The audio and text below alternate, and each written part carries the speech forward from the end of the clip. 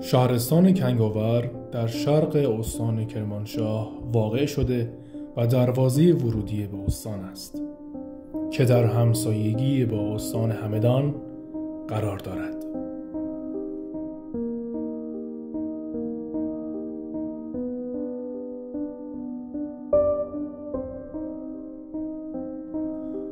کنگاور در دامنه رشته کوه زاگرس واقع شده و باعث همجواری آن با کوههای مرتفع شده است که در نتیجهش آب و هوایی مطبوع و اقلیمی سرسبز و مملو از مزارع و باغها را برای شهرستان پدید آورده است.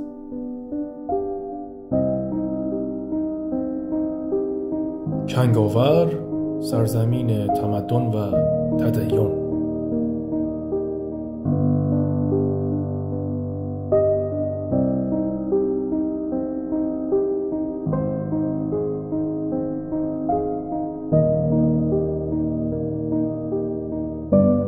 معبد آناهیتا ویرانه‌ای با شکوه و متمدن از دوران باستانی ایران، معبدی که به واسطه ایزدبانوی آبهای روان و زنانگی یعنی آناهیتا در دل رشته کوههای زاگرس جا خوش کرده است.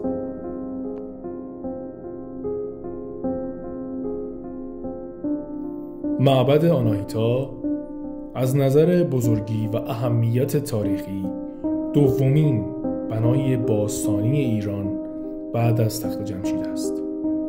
این بنا در مسیر جاده باستانی حکمتانه به تیزفون قرار دارد و حکمتانه را که یکی از پایتخت‌های حساس ایرانیان در دوران مادها بوده به تیزفون پایتخت دیگر ایران در دوران اشکانیان متصل می کرده است.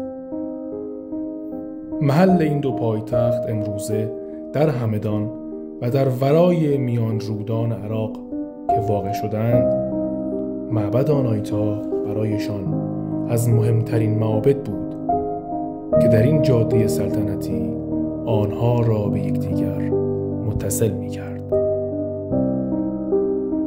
بنای معبد در منطقه‌ای به وسعت 6.5 هکتار و به شکل مستطیل منتظم واقع شده و طول و عرض آن به ترتیب حدود 250 و 210 متر است.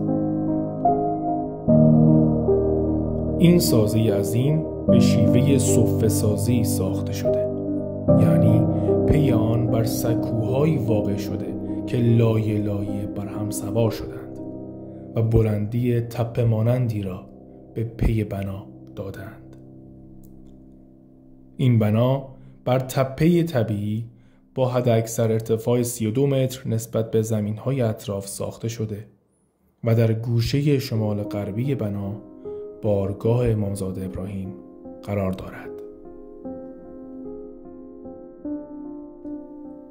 بر فراز این اثر تاریخی ردیفی از ستون‌های سنگی برپا شده که هر ستون ارتفاعی به اندازه حدوداً 5.5 متر را داراست.